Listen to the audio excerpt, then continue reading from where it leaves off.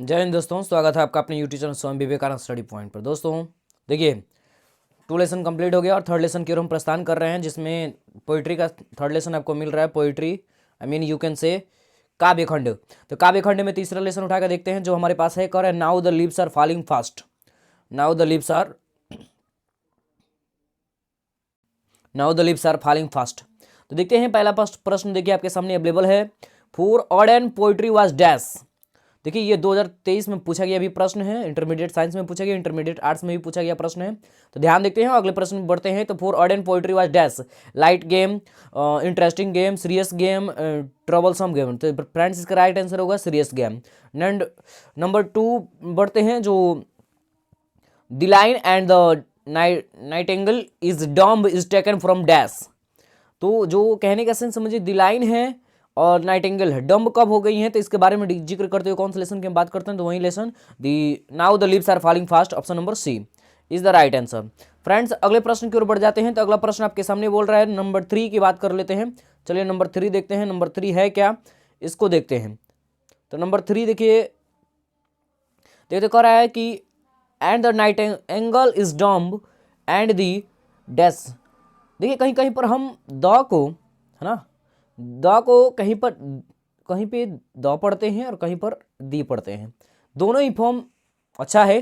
कहीं यह जो द है वह वीक फॉर्म होता है और जो स्ट्रॉन्ग फॉर्म होता है वह दी होता है। तो चलिए मैं भी ख्याल रखूंगा, अब दी ही बोलूंगा इसको। चलिए देखते हैं, अगले पॉइंट की ओर बढ़ जाते हैं। अगला पॉइंट कह रहा है and the Nightingale is dumb and the dash मतलब ब्लैंक विल नॉट ओम। तो फ्रेंड्स जो इसका राइट आंसर देखिए, ये भी 2020 में पूछा गया प्रश्न है। फ्रेंड्स इसको जो राइट आंसर होगा एंगल की बात करेंगे। और कह रहा है nurses to grave are gone is from and if it fire he man now the leaves are falling fast. Friends बताइए इसका जो राइट आंसर होगा वही यही होना चाहिए, option number C, now the leaves are falling fast. देख लेते हैं अगले प्रश्न की ओर बढ़ जाते हैं। अगला प्रश्न कहता है क्या है, इसको देखते हैं। चलिए 5 नंबर प्रश्न की ओर बढ़ जाते हैं। तो 5 नंबर प्रश्न कहता क्या है, इसको देख लीजिए एक बार। कह रहा है कि W H Auden won the dash prize in 1948। यानी कि जो डब्ल्यू एच ऑर्डन थे, डब्ल्यू एच ऑर्डन थे कौन, थोड़ा एक बार कमेंट करके अवश्य बताएंगे। इनके बारे में आप सभी लोग जानते भी।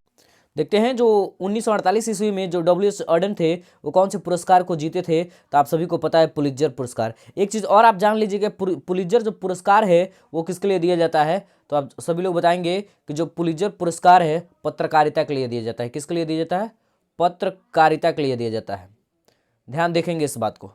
चलिए देख लेते हैं, अगले पॉइंट की ओर बढ़ जाते हैं। अगला पॉइंट कहता है क्या, इसको थोड़ा समझते हैं और 6 नंबर क्वेश्चन की ओर प्रस्थान कर जाते हैं। तो करें and the active hands must dash lonely on the separate knees dive pluck freeze snatch.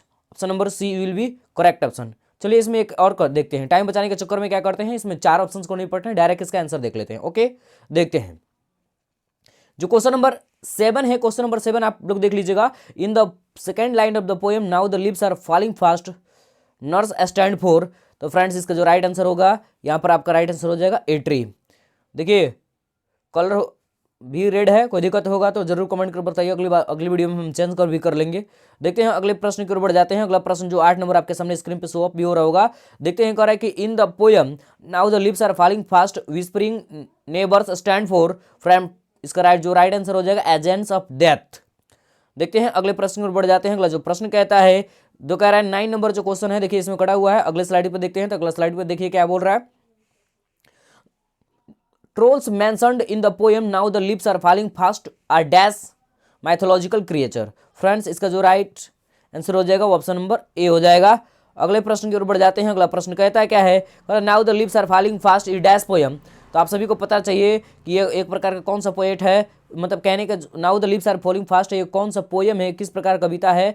तो अ पेसिमिस्टिक कम ऑप्टिमिस्टिक करके पोयम है। और देखते हैं अगले प्रश्न में पढ़ जाते हैं। अगला प्रश्न कहता क्या है, अगला प्रश्न 11 नंबर शो अप आपके स्क्रीन पर हाजिर है क्वेश्चन, तो एक बार जरूर बताएंगे। और देखिए इसको आप देखते भी चलेंगे और प्लस में यदि आप अपना भी बताना भी चाहते हैं, नेट को बचाना भी चाहते हैं, तो इसको डाउनलोड भी कर ले, हमें कोई आपत्ति नहीं है, आप डाउनलोड भी कर सकते हैं।